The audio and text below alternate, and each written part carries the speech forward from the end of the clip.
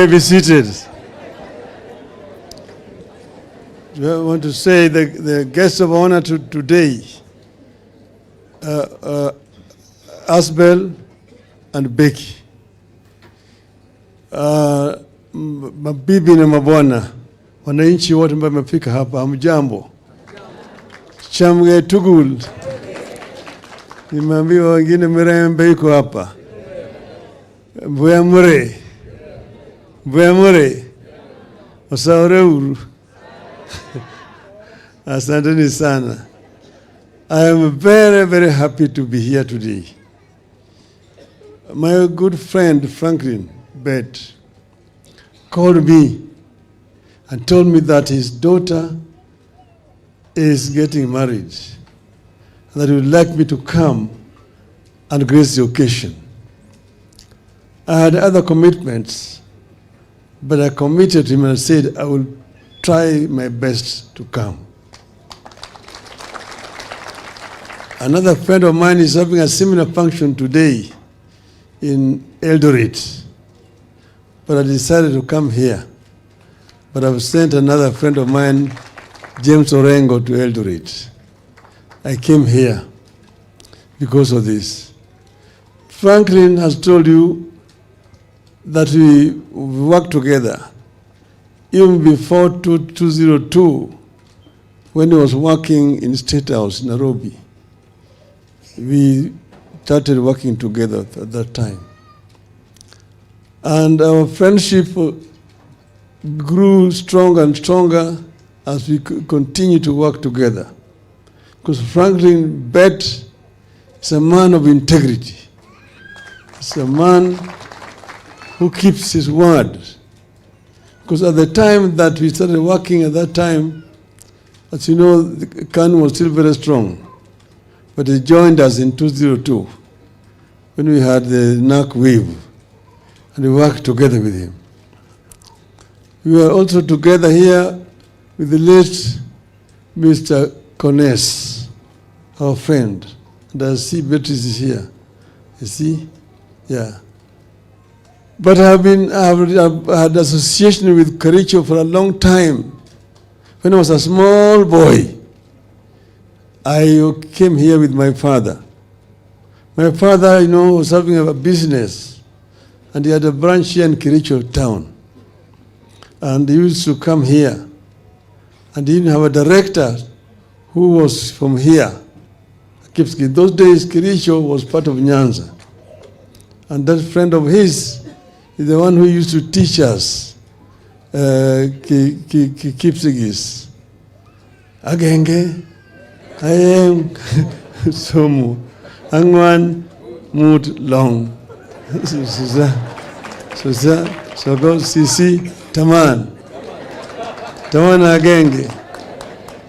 Those days when I was a small boy.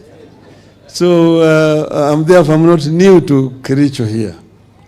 We have had a long association working together, and I'm very happy.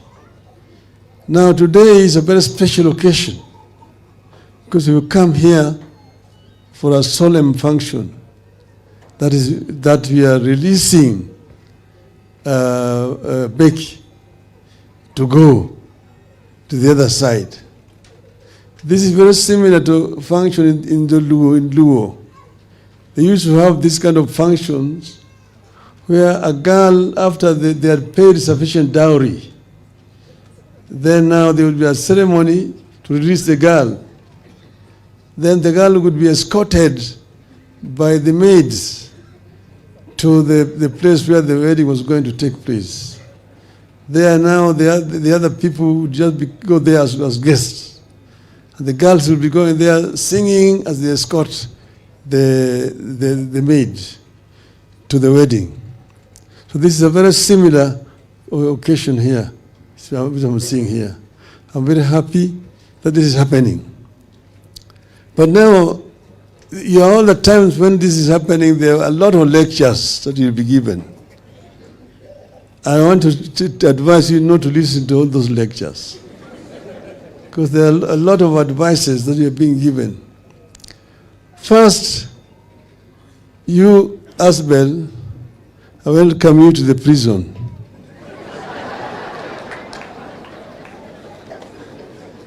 You are entering a prison. Pingo la maisha. Unafunga pingo la maisha. You will be here, and here there's no leader in marriage. You are partners, and you are equal partners. There's nobody who is a leader and nobody who is being led. You are equal partners. The reason why some of the marriages get into difficulties is because somebody tells you that you are a leader, you're leading your wife. But a wife is an equal person, grown-up person like you, mentally gifted just like you. Why do you want to be the one who's leading her? You are living together as partners and equal partners in the home. That's when you have peace. But if you go there, mimi ni bwana hapa, mimi ni boss hapa, kila siku mtakuwa na shida hapa na pale. So we had a state where the institution of marriage in some countries is under serious challenge today. Places, the institution of marriage is almost dying. Because you go to some places today, you'll be invited to a wedding, and there will be a man and a man wedding. A woman and a woman wedding. This is a very, very controversial issue today. There's some places where you dare not mention it. But this is happening.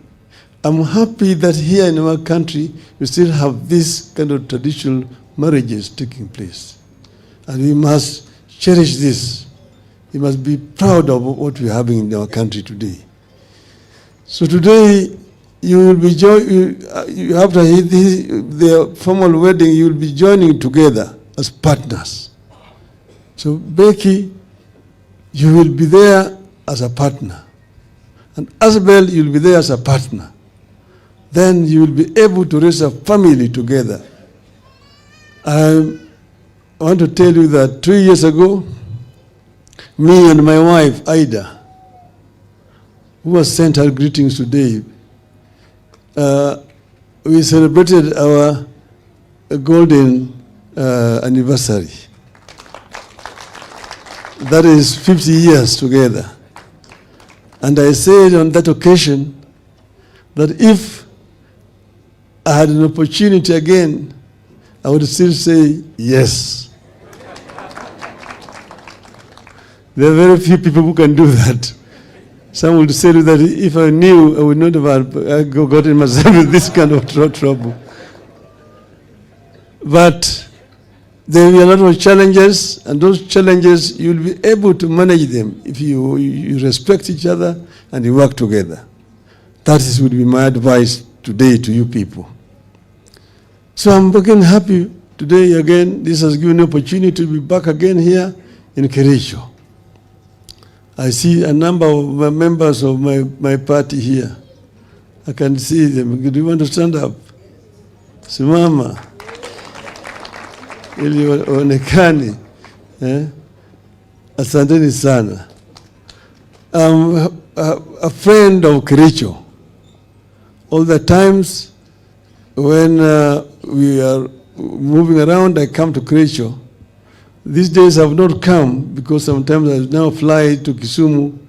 The past I used to come to stop at the tea hotel, have tea, and meet friends. But I'll be coming again now to come and see you people. Kenya is a big and a good country. Kenya has got great potential. And I say Kenya is greater than all of us. That's why when Kenya is in trouble, it is our responsibility as Kenyans to solve those problems. Because if we leave Kenya to burn, we will not have another country. That's why, irrespective of what political differences here and there, when it gets to a stage where Kenya is about to burn, we will say no. We must come together as one people. One people. And that's why we sat and talked, and I said, we will work together for the unity of our people so that Kenya can move forward properly. You know, there's a serious challenge. We had ourselves gone out to the streets making some demands. But then we had sat down and we had discussed and negotiated and agreed on the way forward. Then, because there was no implementation, came the other problem again later on. So these problems must be resolved. This is what we have agreed on. When we signed the MOU, we agreed that these problems need to be resolved. And we're working towards resolving those problems. Finally, you've heard me recently talking about devolution. Devolution, we brought in the Constitution with a lot of opposition at that time. But we said that our country needs devolution so that we can bring power closer to the people and also ensure that there's equitable distribution of resources in the country.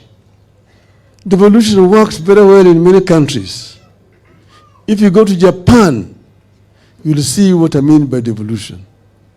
If you go to Germany, where I lived for many years, you will appreciate the power of devolution. If you dissolve properly and also put resources down there, there will be much faster development. What is happening here is that some of our people resist devolution because they don't understand the effect of devolution. Right now, we still have a problem. We have devolved generally. We have a structure of devolution. But we're not bringing resources properly down so that these devolved units can work efficiently. You see, now they're saying, and the other time this week, they're saying that nearly 50% of money going to the counties is going to salaries. And that only less than 30% is going to development. But that is not the mistake of the devolved units. That's because less resources is coming down to the counties. If, for example, you release funds for infrastructure, funds going to Kura and Kera down here, if you release other funds meant for health, because health is a devolved function, but the bulk of the money is remaining up there in Nairobi. It's not coming down here.